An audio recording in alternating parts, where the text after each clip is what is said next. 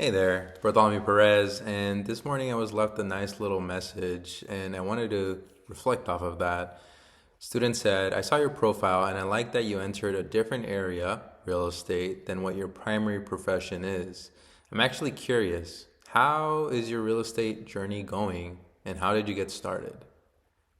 It's a very common question I get, and yes, it's I think it surprises most that I can do both pretty well. And if anybody has seen me work in engineering, I get laser focused, and that's key. I think getting focused, minimizing distractions, and if you can't, then I like to say that there's caffeine that can get us charged into just being focused. But I've always been that way where if I'm doing something, there's very little that can take me away from it. Earthquake? What earthquake?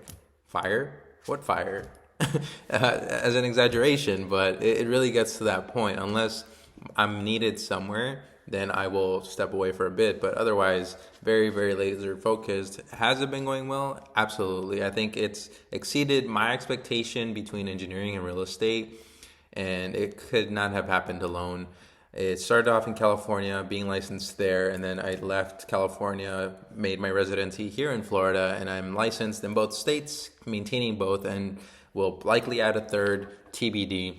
And in the meantime, the how I got started, I knew I wanted to do business, and that was a decision made in undergrad at Cal State Northridge, engineering or real estate. And I wasn't really going to be that much very motivated to open up engineering books to teach myself theory, because you go into the workforce and you have to have the degree as a check mark or else you really wouldn't be considered as a candidate. Once upon a time, you could have done it, but when I was going to school, and even more so now, that's not something that happens. So I opted out for the engineering route because I figured I could teach myself business or real estate sometime in the future.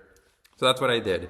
Did undergrad 6 years and then graduated. After I became graduated, got my big boy job and started saving, living a student lifestyle for the next 2 years. And then after working with a few agents, I didn't necessarily like the way I was being treated. So I opted out for, hey, I can probably do this myself after experiencing a few agents. And so that's exactly what I did. So my first purchase was my own. I represented myself as an agent and the buyer.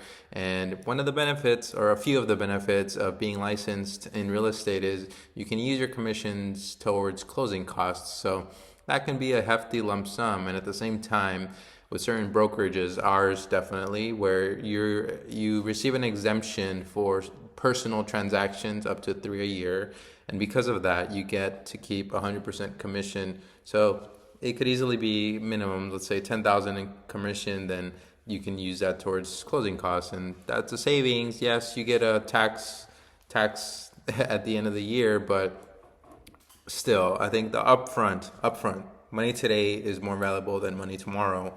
And so thinking about how can I use this right now, and that was the start of it. So the same way I'm doing it for myself, I like to do it for others. So it's also community focused, community based. But I'm not gonna be leaving my engineering job anytime soon. In the meantime, what am I being focused on? Building a team, making sure that my clients are taken care of. Does living in a different state present a challenge? Not really.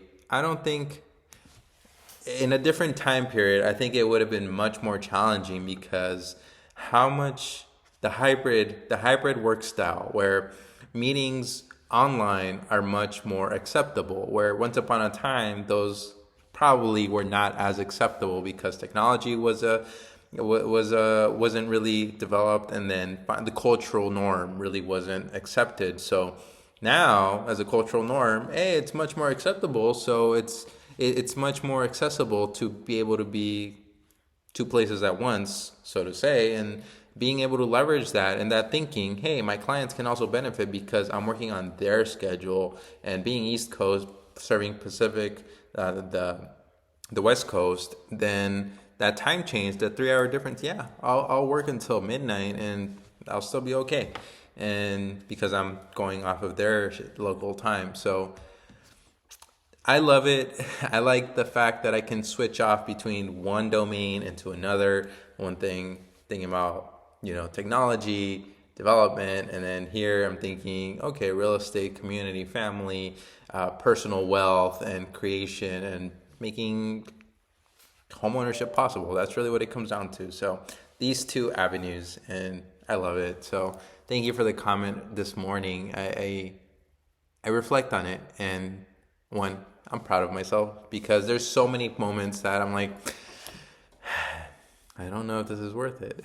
Because it is a lot of work. It can be overwhelming, but staying focused, knowing what your values are, and not really negotiating, not talking yourself out of it. Sometimes I'll be wanting to make phone calls and I'll think, do I really need to make this call? And then I trick myself. I'll just make the dial in and then just call. And then while it's ringing, then I'm like, okay, I'm here already. I have to do this. Like just bamboozling ourselves into going through with it when we have those moments like, do I really want to do this? But anyway, Bartholomew Perez, engineer, realtor in California and Florida, author and investor, signing off. To be continued. Stay well.